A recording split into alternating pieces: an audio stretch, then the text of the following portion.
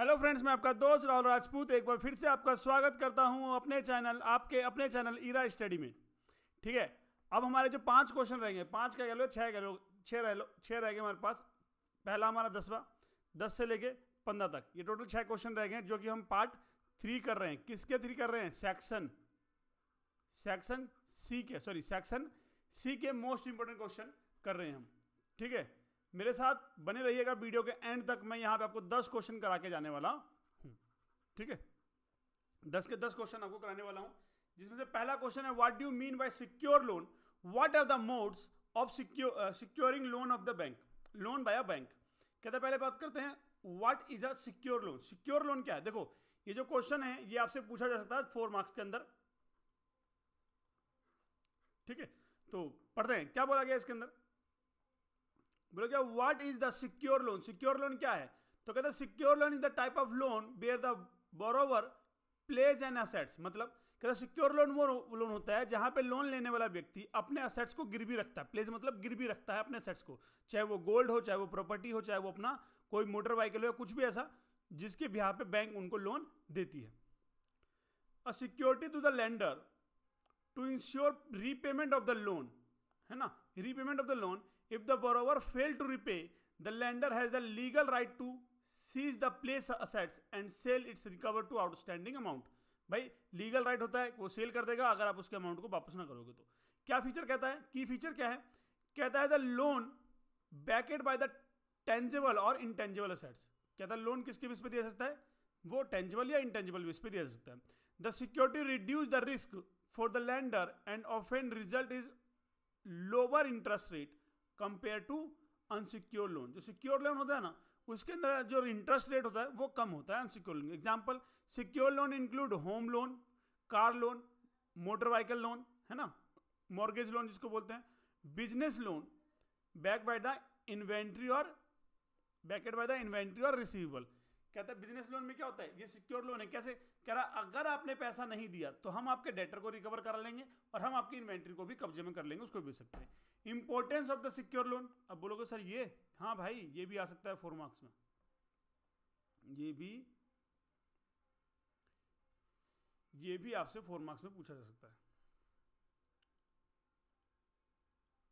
बोलता है importance of secure loan. क्या इंपॉर्टेंस है सिक्योर लोन की, ये बताओ।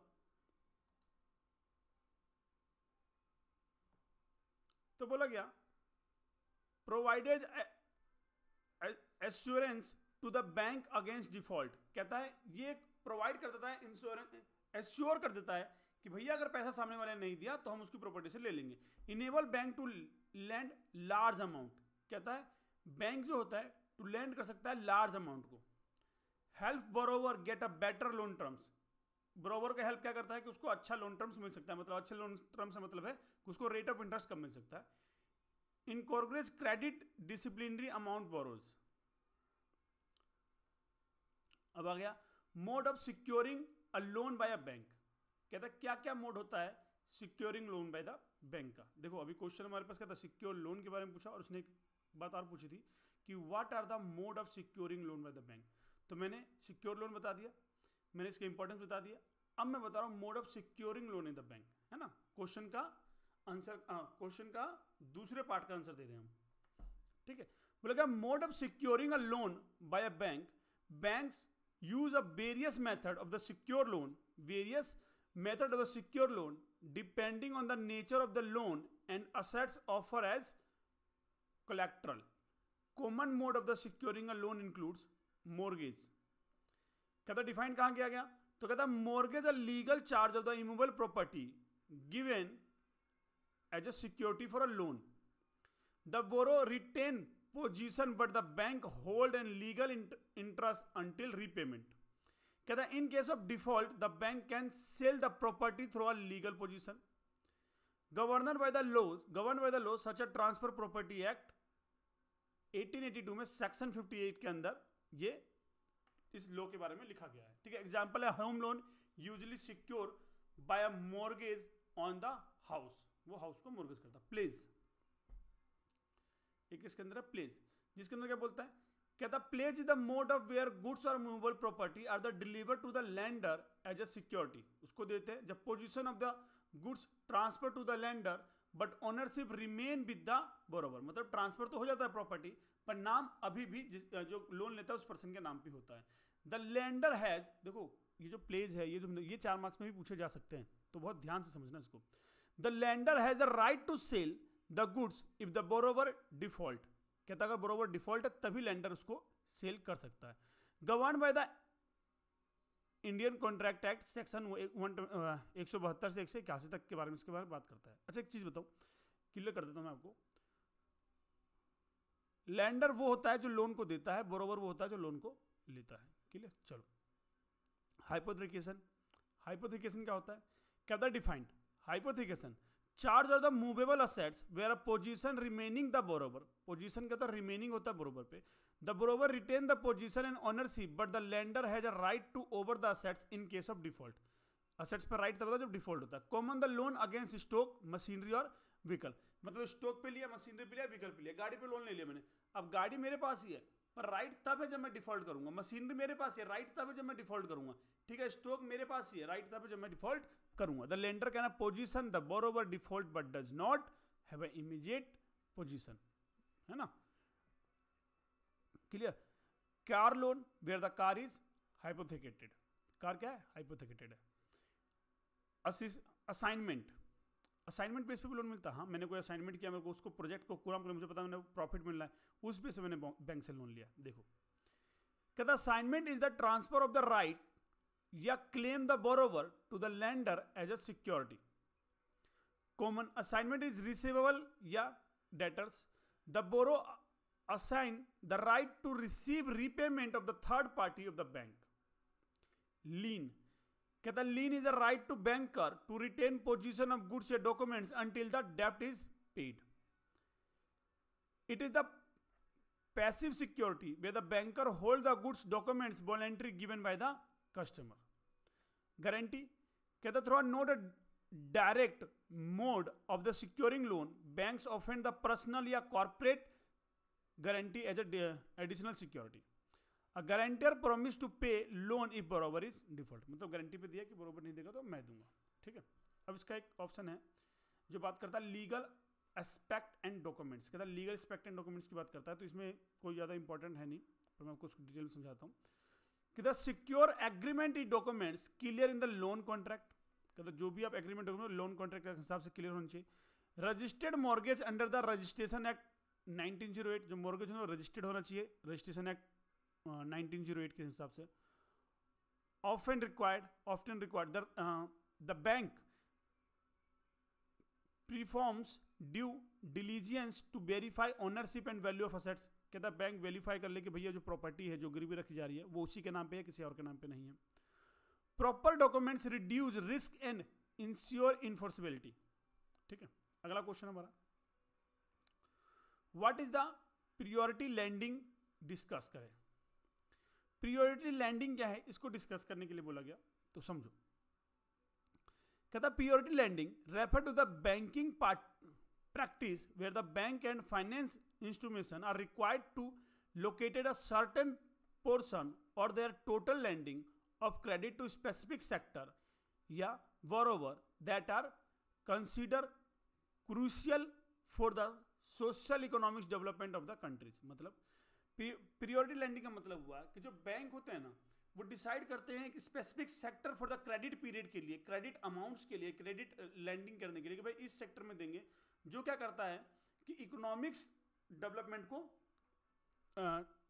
Social economics development of the country होता है, ठीक है। The aim of the promoter balance economics growth, reduce inequality and support sector that may not adequate credit from the market, higher risk और lower profit, higher risk लेते हैं और उसको profit वो अपना कम रखते हैं। Background of importance of priority, background की अगर बात करी जाए तो ये लिखा हुआ है यहाँ पे, पढ़ते हैं। Priority sector lending in India, कहता है इंडिया के अंदर प्रियोरिटी सेक्टर लैंडिंग है, ये लिख भी सकते हो, नहीं भी सकते, छोड़ भी सकते हो, ठीक है। यहाँ लिखना, ये लिखना पड़ेगा।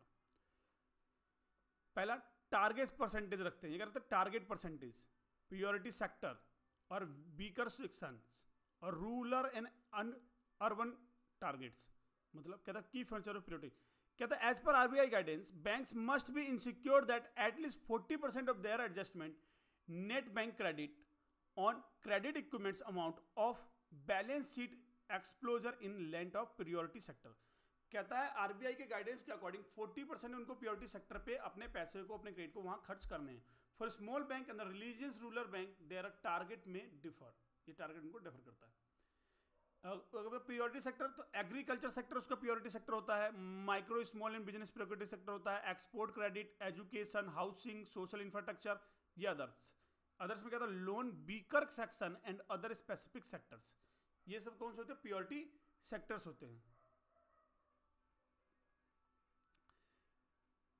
Beaker section special sub target are the set of lending to weaker section typical about 10% of A N BC. कहता रूरल का बोला कि certain percentage purity of the sector lending should be go to a rural area. चलो rational behind purity lending, ये आ गया regulator framework and guidance impacted purity lending, ठीक है पढ़ लेना, कोई ज्यादा वो नहीं है। Explain the feature of banking and the banking regulation. ओहो, मतलब वही आरबीआई के फीचर्स को एक्सप्लेन करने की बात करता है। ये देखो banking regulation act, applicability, regulation of banking business, license and registration. एक मिनट यार, बहुत गर्मी हो रही है, मैं आवाज़ ना उसके लिए फैन ऑफ कर रखा है, मैं फैन ऑन कर दूँ।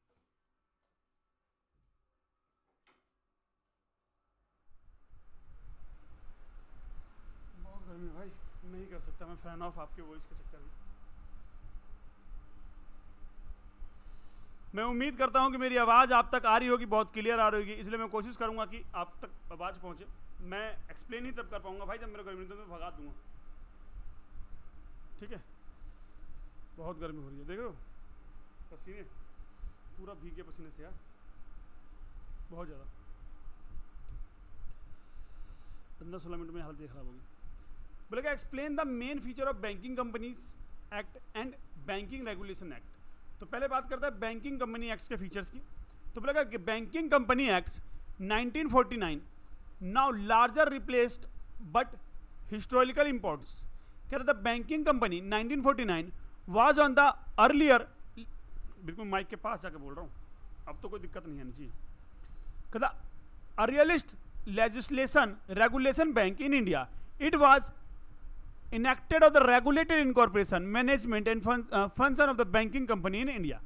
कहता main feature of the banking company in India, banking company of India के कौन कौन से मेन फीचर हैं भाई। जो अगर बैंकिंग कंपनी है तो क्या एप्लीकेबिलिटी, क्या एप्लीकेबिलिटी है, the act applied all banking company in India. कहता है वो सारे एक्ट अप्लाई होंगे जो बैंकिंग कंपनी ऑफ इंडिया के अंदर हैं।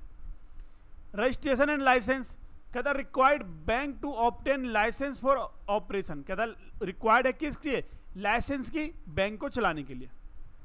कैपिटल रिक्वायरमेंट, कहता है specific minimum capital requirement for the banking company. कहता है स्पेसिफाई किया गया है कि मिनिमम कंपनी ऑफ रिक्वायरमेंट चाहिए एक बैंकिंग कंपनी को। रेगुलेशन ऑफ मैनेजमेंट, कहता है providing the guidance on the management and control of banking company including the qualification of directors. कहता है डायरेक्टर की क्वालिफिकेशन होनी चाहिए जो बैंकिंग को क्या कर सके, मैनेज कर सके और चला सके। इंस्पेक्शन एंड ऑडिट, कहता है power of the Reserve Bank of India inspect the bank and call for reports. कहता है बैंक ऑफ इंडिया, जो रिजर्व बैंक ऑफ इंडिया है, उसको पावर है कि वो बैंकों का इंस्पेक्शन कर सकता है, ऑडिट कर सकता है और रिपोर्ट मंगा सकता है। अगला बोला गया डिपॉजिट रेगुलेशन। डिपॉजिट रेगुलेशन कहता है let down the provision regarding the acceptance and repayment of the deposit, वो करेगा। कहता डिस्क्लोजर, कहता bank were required to publish balance sheet and the profit and loss accounts. कहता बैंक के पास required है कि वो डिस्क्लोज करेगा कि क्या उसको प्रॉफिट हुआ, क्या उसको लॉस हुआ। Restriction on the loan and advance, कहता है impose limit on the loan director and the related parties. कहता है लोन एंड एडवांस के लिए एक लिमिटेशन मान रखी है, डायरेक्टर इतना लोन ले सकता है या जो रिलेटेड पार्टी होते हैं उसको कितना लोन मिलेगा।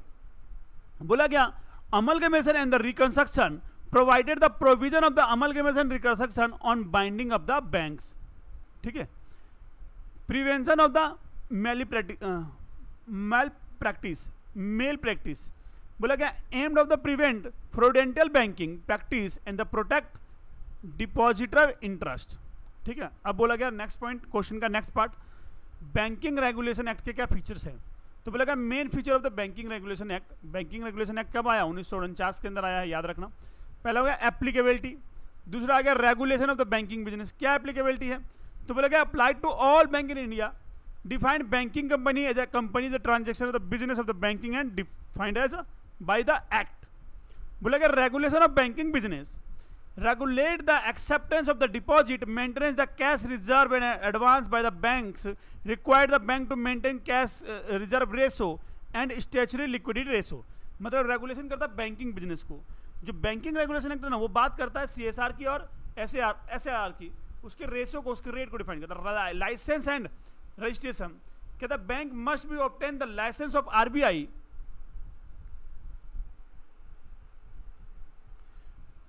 हेलो हेलो हेलो हेलो, मैं देख रहा था यार वॉइस कैसी आ रही है, तो बिल्कुल माइक के बगल में बोल रहा हूँ, तो वॉइस में तो दिक्कत नहीं आनी चाहिए। बोलेगा लाइसेंस एंड रजिस्ट्रेशन कहता है bank must obtain a license from the RBI commercial continue the banking business, section 22। कहता है कौन से सेक्शन में मिलता है, RBI के सेक्शन 22 के अंदर रजिस्ट्रेशन और लाइसेंस की बात करता है बैंक के लिए। RBI has the power to suspend, cancel और refuse the banking licence. RBI के पास पावर है कि वो सस्पेंड कर दे, रिफ्यूज कर दे और कैंसिल कर दे बैंकिंग के लाइसेंस को। Supervision and control by RBI कहता है the act grant extension the power of the RBI supervision inspection and the regulation of bank. कहता है ये जो बैंकिंग रेगुलेशन एक्ट 1949 है, ये RBI को पावर देता है कि वो बैंकों को सुपरविजन करे, कंट्रोल करे और इंस्पेक्शन कर सके। ठीक है, RBI can be call for the return, conduct inspections and regulator management and the operation. कहता है RBI कभी भी रिटर्न मांगा सकता है, इंस्पेक्शन कर सकता है, regulator management and the operation देख सकता है। ठीक है, बोलेगा मैनेजमेंट एंड एडमिनिस्ट्रेटिव कहता है the act regulation appoint the qualification and removal director the marginal personal, its restrict the loan and director of the real party. RBI regulation act का ये फीचर है कि ये क्या करता है, रिस्ट्रिक्ट करता है,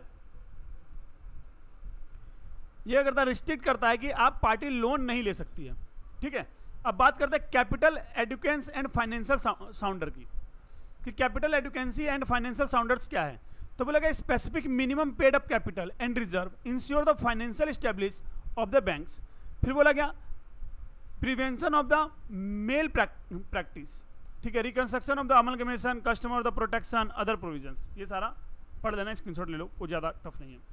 next question, what are the rights and liability of the collecting banker. मैं आपको बता दूं पहले क्वेश्चन के अंदर, भाई ये क्वेश्चन 20 मार्क्स का है, जिसके अंदर हम दो बातें करते हैं, एक बैंकिंग कंपनी के बारे में,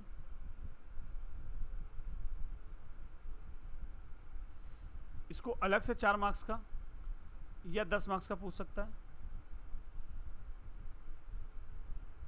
बैंकिंग रेगुलेशन के बारे में इसको अलग से 10 मार्क्स का, या फिर इसको अकेला 20 मार्क्स का भी पूछ सकता है, या फिर इसको 4 मार्क्स का भी पूछ सकता है। 4 मार्क्स के अंदर सिर्फ हेडिंग डालनी है, 10 मार्क्स के अंदर कम से कम 10 पॉइंट एक्सप्लेन कर दो, 20 मार्क्स के अंदर पूरा ही एक्सप्लेन कर दो, जो कि 10 से ज़्यादा होंगे, है ना। चलो question number 30, what are the rights and liability of collecting bankers. भाई मैं पहले बता चुका हूँ कलेक्टिंग बैंकर्स के बारे में, पिछले वीडियो में कलेक्टिंग बैंकर के बारे में बता चुका हूँ। अब हेडिंग पर के निकल जाएंगे। राइट्स ऑफ कलेक्टिंग बैंकर, क्या राइट्स है, right to receive a procedure in the behalf the customer, right to lien, है ना, right to recover the charge and expenses, protection under the section 131 of the negotiable instrument act. ठीक है, right to refuse collection. Liability की बात करें तो liability to negotiable failure to due diligence, liability for the wrongful dishonour. ठीक है, और बोला गया liability of the miss appropriation, liability under the section 131 the negotiable instrument act, liability in case of foreign. मतलब पहले करा रखा था, इसलिए मैंने इसको डिटेल में नहीं पढ़ाया, ऊपर से निकल गया। अब इसमें बात आती है duty of the collecting bankers connected the right and liability, जो कि कनेक्टेड है राइट एंड लायबिलिटी, जो उसमें ड्यूटी होती है। ठीक है, ये रीड कर लेना। लीगल प्रोविजन, ये भी रीड कर लेना। समरी, जिसके अंदर राइट्स एंड लायबिलिटी की समरी दे रखी है, ये रीड कर लेना, कोई दिक्कत नहीं। अगला क्वेश्चन, सेकंड लास्ट क्वेश्चन है हमारा ये, बोलता है discuss dishonour cheque under the section 138 negotiable instrument act. ये भी मैं पूरा करा चुका हूँ, दिखाता हूँ मैं आपको कहाँ पर है।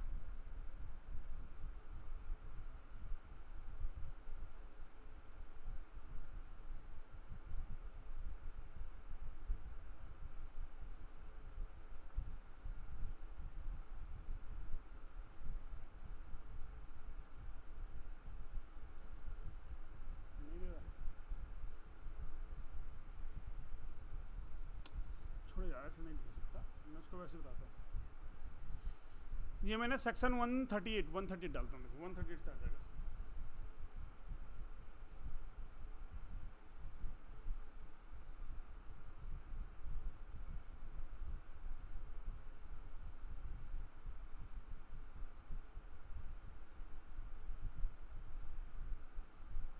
Discuss the dishonour cheque under section 138 बताया। ये क्वेश्चन नंबर 14 पे है, देखना आप।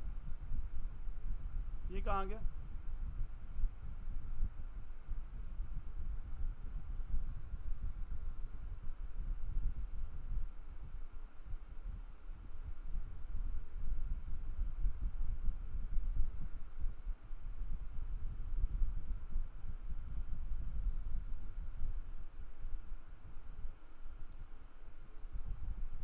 ठीक है, ये हमारे पास क्या आ गया, पूरा का पूरा क्वेश्चन मैंने करा रखा, क्वेश्चन नंबर 14।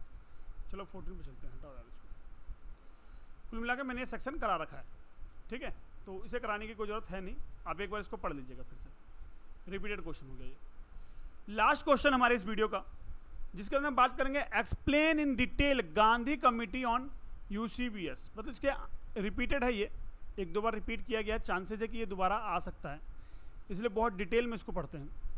बोला urban corporate bank UCBS play a vital role in the environment credit and banking service to small borrower including trade, small industries and middle classes।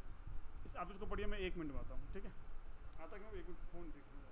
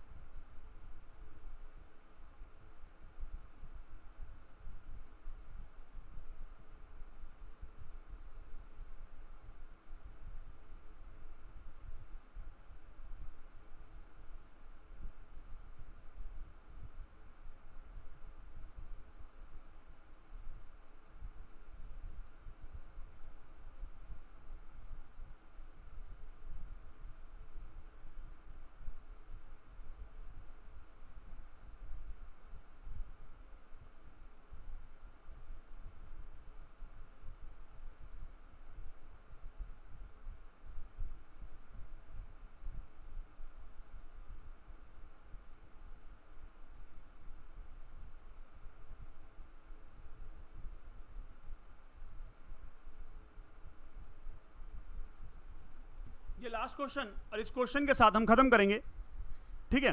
बोलेगा explain the detail of Gandhi committee on UCB, ठीक है। कहता है object of Gandhi committee of UCB, क्या बोला गया, पहले ये पढ़ लेते हैं, ठीक है, एक एक करके आराम से पढ़ते हैं। बोलेगा अर्बन कॉर्पोरेटिव बैंक, जिसको बोला जाता है UCBs, play a vital role in the providing credit and banking service to small borrowers including traders, small industries and middle class, specifically in the urban and semi-urban areas. However, by the mid-20th century, the cooperative bank sector faced various challenges, including weak finance health, poor management, and lack of proper regulation. कहता है जो UCB होता है काम क्या करती है, एक स्मॉल कंपनियों को क्या लोन क्रेडिट प्रोवाइड कराने का काम करती है, बोरो प्रोवाइड करने का, लोन देने का काम करती है। कहता है 20वीं सेंचुरी के बीच में क्या किया था, बैंकिंग ने फेस किया था वेरियस चैलेंजेस, अलग अलग चैलेंजेस को फेस किया था। To address this problem suggest major of the improvement of the urban corporate bank, the government of the India appointed the Gandhi committee, एक कमेटी अपॉइंट किया था गांधी कमेटी, जो कि 1962 में under the chairman doctor B.A. Gandhi के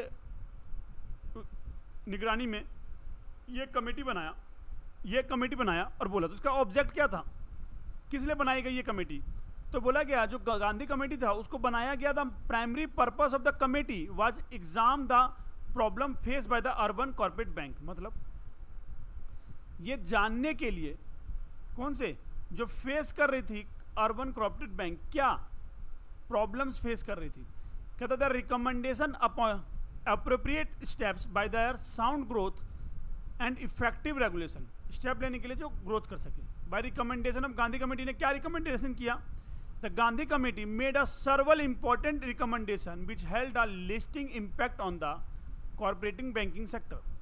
पहला classify the urban corporate banks, कहता कुछ बैंक्स को बोला क्या बोला कि बैंक्स को क्या कर लो, आप क्लासिफाइड कर लो, क्लासिफाई अंडर कॉर्पोरेट बैंक। बोला गया था committee recommended the classify UCB based on their size and business value, उसके साइज और उसके बिजनेस वैल्यू के हिसाब से क्या कर लिया जाए, उसको वो कर दिया जाए, कहते क्लासिफिकेशन कर दिया जाए। तो should be urban corporate bank large UCB the fulfil the certain and could be grant schedule bank status under the Reserve Bank of India, non schedule smaller UCB which did not fulfil the all criteria.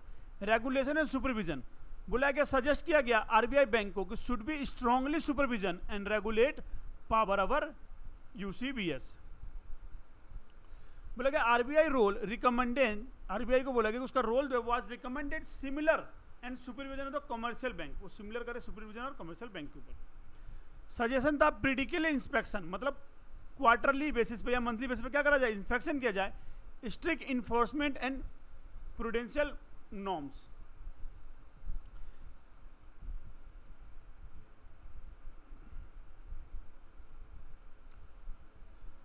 Capital education and the financial health, improvement of the management, limitation scope of activity, audit and inspection और recovery of loans, loans की recovery के लिए किया जाए। ठीक है, एक minute,